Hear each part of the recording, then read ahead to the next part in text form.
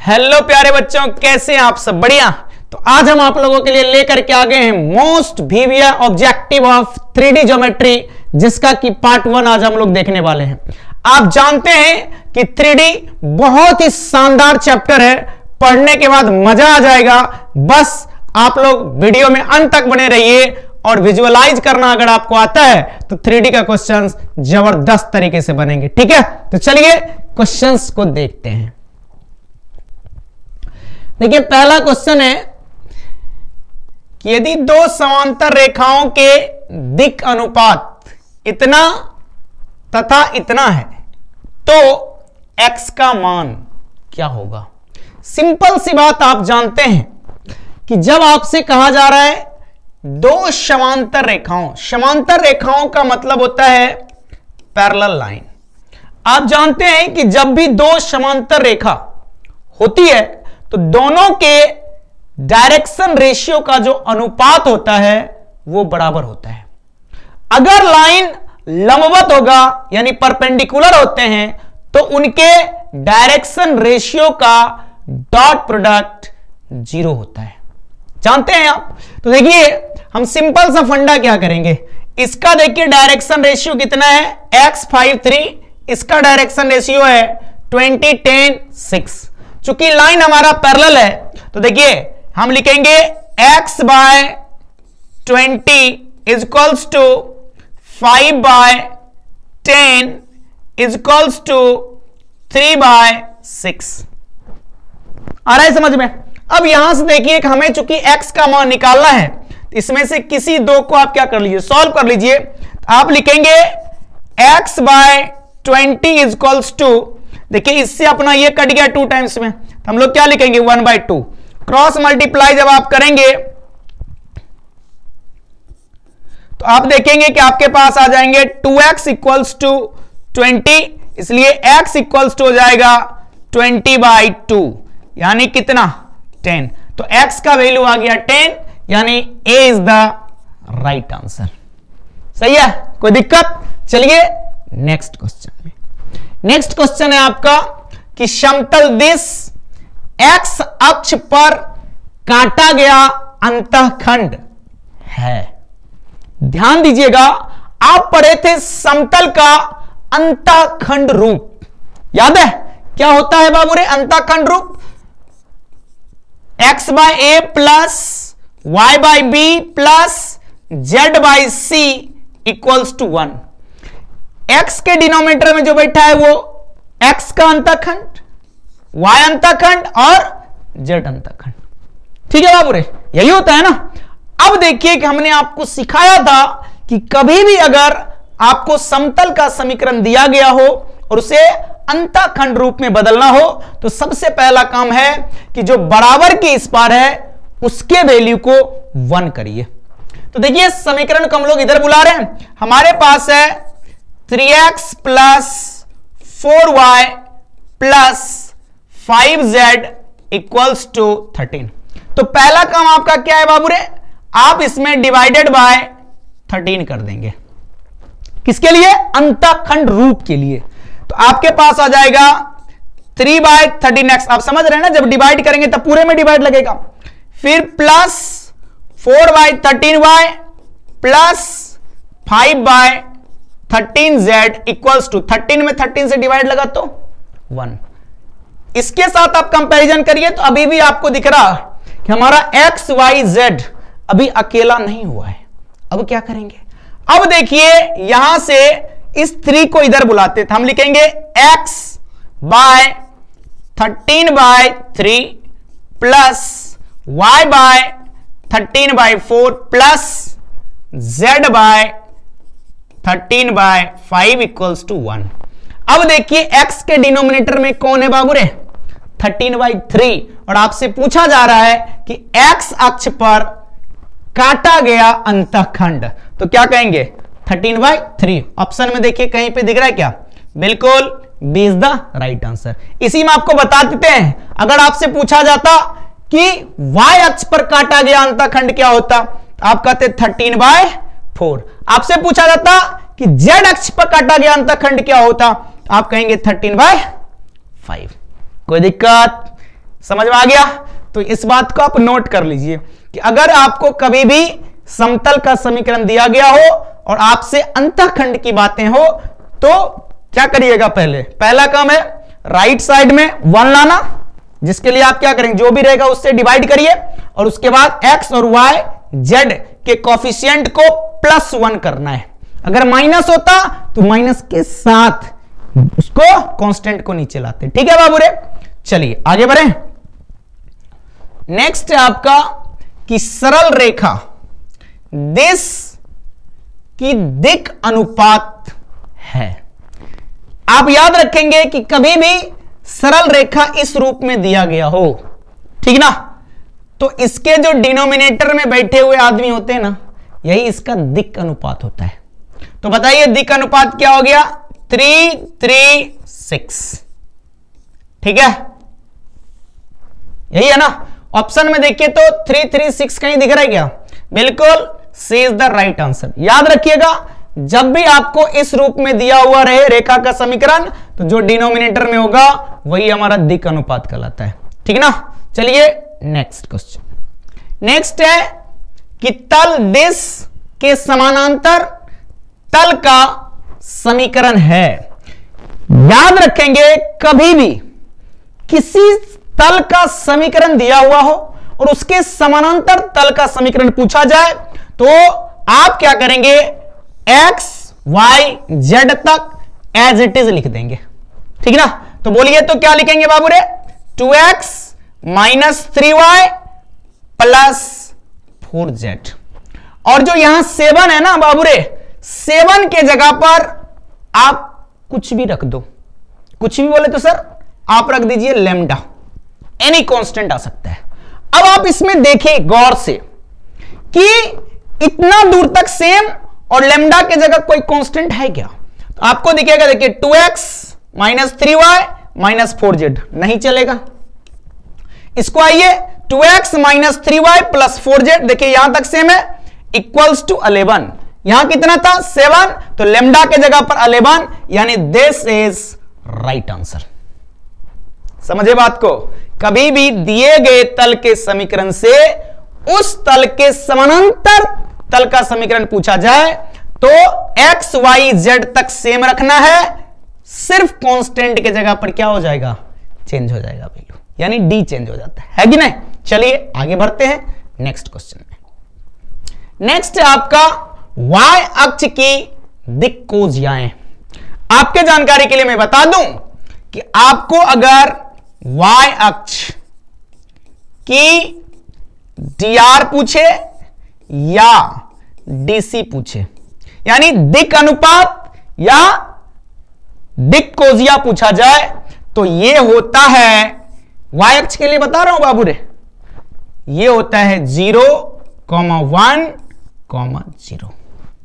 ठीक है, अगर आपसे पूछा जाता कि x अक्ष के लिए क्या होगा, आप लोग फटाफट लिख लीजिए, x अक्ष की डायरेक्शन रेशियो और डायरेक्शन कोसाइन क्या होगा बाबू रे, आप सीधा कहेंगे 1, 0, 0, दोनों सेम।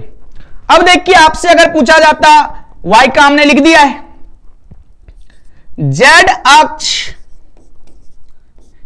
की dr या dc क्या होगा, तो जब z की बात होगी तो आप लिखेंगे 0, 0, 1।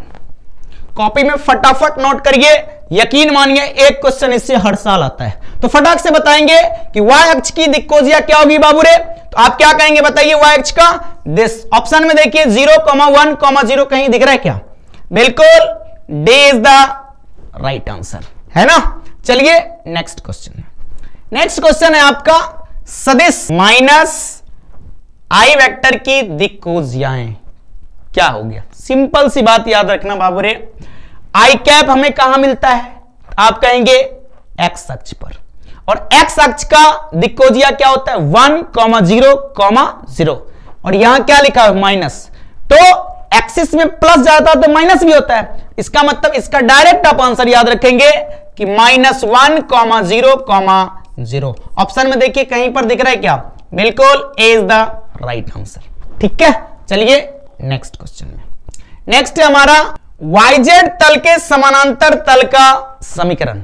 बाबूरे सुनना, जब भी आपको वाईजेड तल का समीकरण पूछा जाए तो सिंपल सी बात आप कहेंगे कि x इक्वल्स टू 0। यह हो गया किसका? वाईजेड तल का समीकरण। और इसके समानांतर जो भी तल होंगे उसमें क्या होगा? x हमारा चेंज होगा। हम क्या सिंपल कहेंगे कि x इक्वल्स टू कोई कांस्टेंट जो होगा वो वाईजेड तल के समानांतर तल का समीकरण होगा। तो देखिए, तो x इक्वल्स टू कांस्टेंट कहीं पे दिख रहा है क्या? बिल्कुल a is the right answer. ठीक है, चलिए आगे बढ़ते हैं। नेक्स्ट है हमारा वाईजेड तल का समीकरण। अभी बताए थे वाईजेड तल जब ही बोला तुरंत समझ लेना x इक्वल्स टू कितना? 0। ऑप्शन में देखिए x इक्वल्स टू 0 है, a is the right answer. एक तरीका सिंपल बताऊं, यहां जो लिखा हुआ है और जो मिसिंग है दिस इक्वल्स टू 0 कर दीजिएगा, वही क्या हो जाएगा? इस तल का समीकरण। ठीक है बाबू रे, चलिए नेक्स्ट क्वेश्चन। नेक्स्ट है हमारा मूल बिंदु से तल देश की दूरी क्या है? याद रखिएगा, अगर क्वेश्चन में कभी भी मूल बिंदु से समतल की दूरी पूछी जाए तो हम लोग समतल के समीकरण को चेंज करते हैं, पता है, नॉर्मल फॉर्म में, जिसको अविलंब फॉर्म कहते हैं। अविलंब फॉर्म में क्या करते हैं हम लोग? कुछ भी नहीं करते हैं, जो हमारा तल का समीकरण है उसके नॉर्मल के dr से डिवाइड कर देते हैं, है कि नहीं? तो बताइए कि इस समतल के नॉर्मल का dr क्या होगा? नॉर्मल का dr बताइए तो कौन बताएगा? x y z का ही गुणांक होता है। तो आप क्या कहेंगे? 7 9 -1। ठीक ना? तो देखिए यहां पर आप क्या लिखेंगे? 7x plus 9y minus z equals to 13 में हम लोग डिवाइडेड बाय कर देंगे रूट अंडर किसको? 7 का स्क्वायर प्लस 9 का स्क्वायर प्लस -1 का स्क्वायर। ठीक है बाबू रे, तो बताइए कि हम लोग क्या करेंगे? डिवाइडेड बाय रूट अंडर 7 का स्क्वायर कितना? 49, 9 का स्क्वायर 81 और -1 का स्क्वायर 1। तो फाइनली आपके पास हो जाएगा डिवाइडेड बाय रूट अंडर। बोलिए इस सभी का अगर हम सम करें तो 49 प्लस 1 50 और 50 प्लस 81 बराबर कितना बाबू रे? 131। ठीक है, अब इस समीकरण में आप इससे डिवाइड करेंगे तो आपके पास जो आएगा वो क्या होगा? देखिए आप कहेंगे 7x plus 9y minus z equals to root under 131 is equals to 13 by root under 131। और दिस इज, फिर से ध्यान रखिएगा, this is distance of plane from origin. तो बताइए, देखिए 13 बाय रूट अंडर 131 कहीं दिख रहा है? बिल्कुल, देखिए सी इज द राइट आंसर। लिख लीजिएगा, कभी भी किसी समतल का मूल बिंदु से दूरी पूछी जाए हम लोग क्या करेंगे? समतल के दिए गए समीकरण में समतल के नॉर्मल के dr से मैग्नीट्यूड से भाग कर देंगे। ये अपना मैग्नीट्यूड ही है ना? नहीं, चलिए आगे बढ़े। Next question. नेक्स्ट क्वेश्चन है बिंदु देश से समतल देश की दूरी है। क्या है दूरी? कैसे निकालना है? तो किसी समतल का किसी बिंदु से जो दूरी निकलती है उसका फॉर्मूला आपको याद है? बहुत आसान था। सबसे पहले तो दिए गए जो भी समीकरण है इसको आप लिखिएगा 2x minus 3y plus 6z equals to -7। हमारे पास a बराबर हो गया 2, b बराबर हो गया -3, c इक्वल्स टू हो गया 6 और d इक्वल्स टू हो गया -7। ठीक है बाबू रे, डिस्टेंस का जो फॉर्मूला था d बराबर वो क्या था? ये जो अपना पॉइंट दिया हुआ है x1 y1 z1। तो हम क्या करेंगे? 2 a इंटू x1 2, फिर प्लस b का वैल्यू कितना है -3 इंटू y1 कितना -3, फिर प्लस देखिए c कितना है 6 इंटू -1, सही है बाबू रे। अब माइनस d, तो माइनस और d के जगह पर -7 divided by root under a square plus b square plus c square, यानी 2 का स्क्वायर प्लस -3 का स्क्वायर प्लस 6 का स्क्वायर। ठीक है बाबू रे, तो यहां से हमारे पास हो जाएगा, बोलिए कितना 2 into 2 4, -3 into -3 plus 9, 6 into -1 -6 minus minus plus 7 divided by root under, देखिए क्या होगा 2 का स्क्वायर 4, -3 का स्क्वायर 9 प्लस 6 का स्क्वायर 36। बताइए तो बाबू रे इस सभी का सम क्या होगा, देखिए 4 प्लस 9 13, 13 प्लस 7 20 और 20 माइनस 6 कितना, आप कहेंगे 14 डिवाइडेड बाय, यहां से देखिए आपके पास आ जाएंगे रूट अंडर 4 प्लस 9 13 और 13 प्लस कितना बोलिए 36 49, तो ये आ गया 49, तो ये हो गया 14 अपॉन 49 का रूट क्या होता है बाबू रे 7, इससे ये कट गया 2 टाइम्स में, यानी 2 यूनिट्स। ठीक है, देखिए 2 यूनिट्स कहीं दिख रहा है क्या, बिल्कुल ए इज द राइट आंसर। आपके जानकारी के लिए मैं बता दूं, नॉर्मली देखिए कभी भी इस तरह के क्वेश्चंस हो, आप समझिए ये हमारे पास कोई प्लेन है और प्लेन का इक्वेशन हो ax1 plus by1 plus cz1 equals to d। ठीक है, और यहां पे कोई एक पॉइंट है हमारा जिसका कोऑर्डिनेट है x1 y1 z1। अगर अपना यहां से इसकी लंबवत दूरी निकाल रहे हैं, दिस इज d। ठीक है बाबू रे, तो d का फॉर्मूला हमने देखा है, ड्राइव करा है, क्या होता है वो होता है ax1 plus by1 plus cz1 minus d upon root under A square plus B square plus C square mod, क्योंकि डिस्टेंस जो होता है वो पॉजिटिव क्वांटिटी होता है। ठीक ना, अपना रिजल्ट आ गया था प्लस में तो कोई दिक्कत नहीं मॉड लगाने की, यहां से इस फॉर्मूला को, लेकिन याद रखिएगा d को हमेशा राइट साइड में रखने के बाद इस तरह का यूज करना है फॉर्मूला। कोई दिक्कत है, एनी प्रॉब्लम? चलिए नेक्स्ट क्वेश्चन में।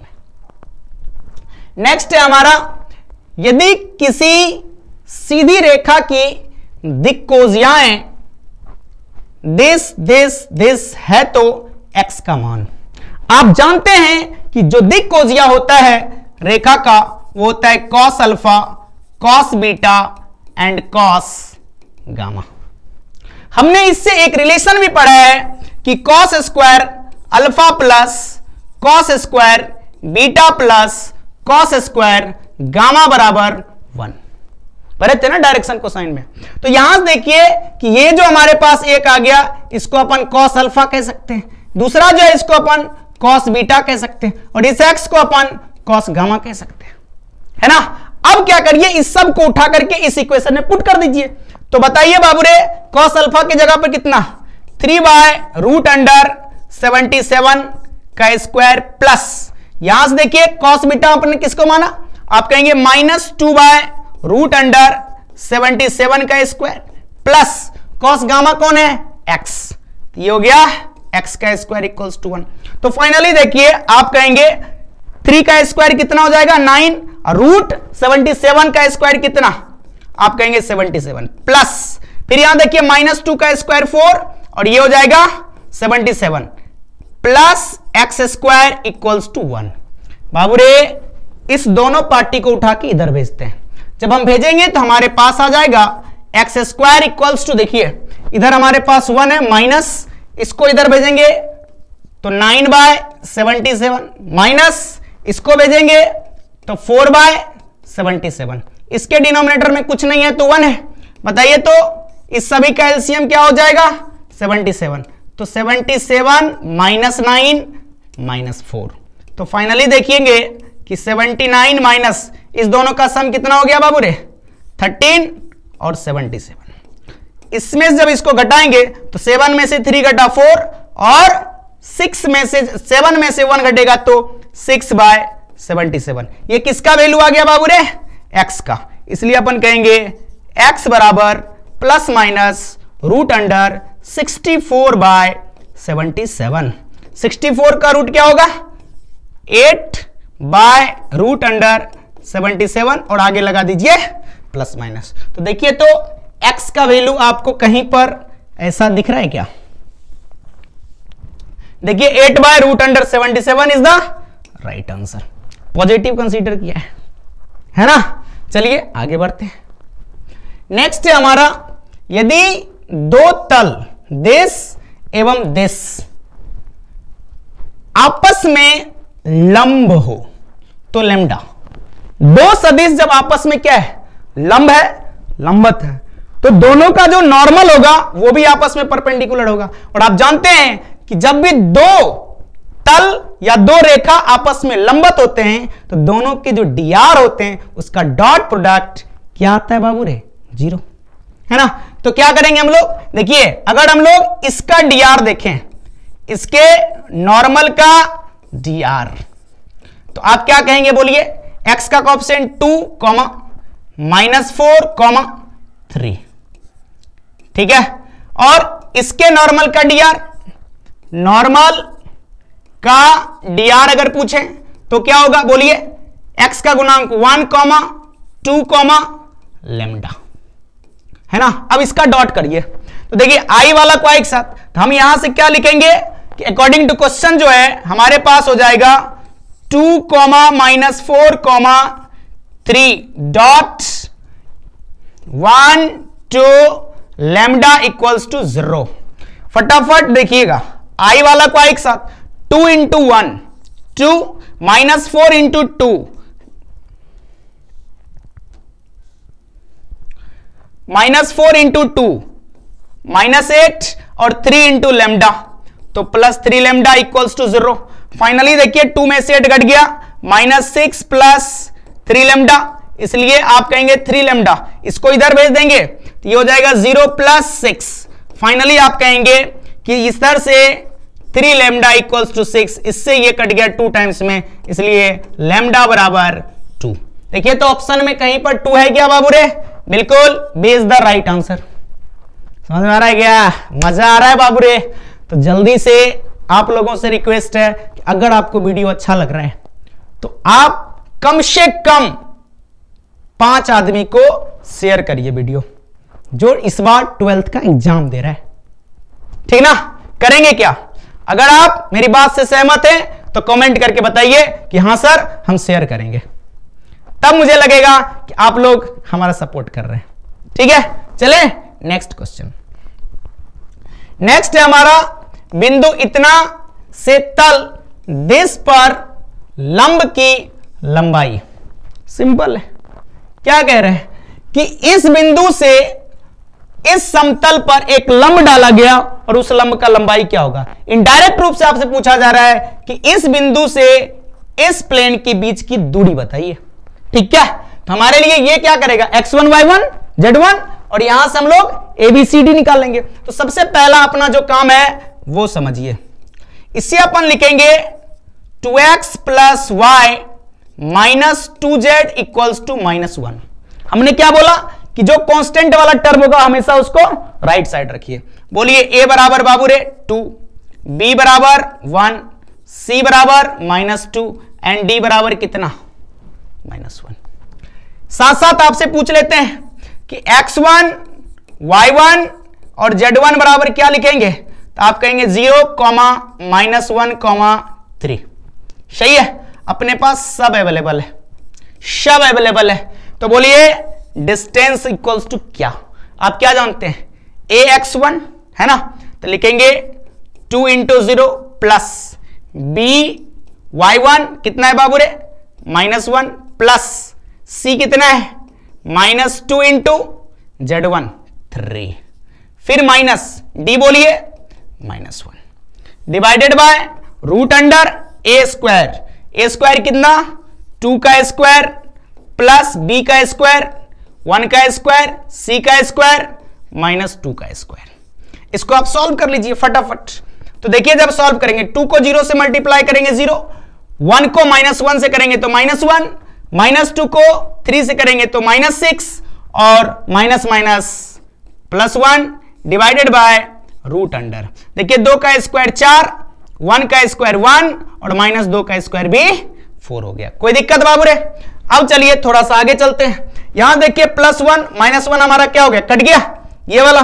तो ऊपर आपके पास बच गया कितना, -6 बाय रूट अंडर। देखिए 4 + 1 5 और 5 + 1 ये प्लस होगा, ठीक है। कितना बाबू रे, 9। तो आप लिखेंगे -6/3, इससे ये कट गया 2 टाइम्स में। तो कितना आ गया डी का वैल्यू बाबू रे, आप कहेंगे -2। लेकिन आप जानते हैं कि distance is a positive quantity, इसलिए अपन इधर मॉड लगा देंगे। तो फाइनली डी का वैल्यू हो गया हमारे पास 2। देखिए तो ऑप्शन में 2 कहीं दिख रहा है, बिल्कुल D is the right answer. कैसा है, ठीक है बाबू रे। चलिए नेक्स्ट क्वेश्चन। नेक्स्ट है हमारा कि समतल दिश के समानांतर समतल का समीकरण अभी बताए थे। क्या करना है, एक्स वाई जेड तक एज इट इज। तो x + 2y - 3z तक सेम है, और 4 के जगह पर आप किसी कांस्टेंट को रख दीजिए k = 0।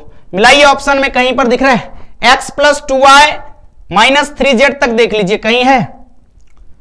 देखिए यहां नहीं, ये नहीं चलेगा। इसमें देखिए x + 2y - 3z + 1, बिल्कुल this is the right answer. बाकी हम आप देखेंगे तो यहां तक मैच नहीं कर रहा होगा। सही है, निकाल लेंगे अब तो। चलिए आगे बढ़ते हैं और लास्ट क्वेश्चन है हमारा, दो रेखाएं जो एक समतल में स्थित नहीं होती है डैश कहलाती है। इंग्लिश मीडियम वाले अगर हैं तो याद रखिएगा, जब भी दो रेखा एक समतल में नहीं होगा वैसे रेखा को हम लोग कहते हैं एसक्यू लाइन। क्या कहते हैं बाबू रे, एसक्यू लाइन, है ना। और हिंदी मीडियम वाले हैं तो याद रखिएगा असमतलीय, नाम से ही क्लियर है, एक समतल में नहीं होना। ठीक है, कोई दिक्कत? तो चलिए इस वीडियो में इतना ही, फिर मिलेंगे हम लोग नेक्स्ट वीडियो में। लेकिन अगर आप हमारे चैनल पर पहली बार आए हैं तो प्लीज हमारे चैनल को सब्सक्राइब करिए, लाइक करिए और ज्यादा से ज्यादा लोगों तक इसे पहुंचाइए। और पीछे भी बहुत सारे वीडियो बने हुए हैं जिसमें प्लेलिस्ट में VBI ऑब्जेक्टिव का प्लेलिस्ट है, VBI सब्जेक्टिव का प्लेलिस्ट है, आप जरूर देखिए और आपका एग्जाम बहुत अच्छा हो, इसकी हम कामना करते हैं। ठीक है, तो इसी आशा और विश्वास के साथ फिर मिलेंगे हम लोग नेक्स्ट वीडियो में। जय हिंद, जय भारत।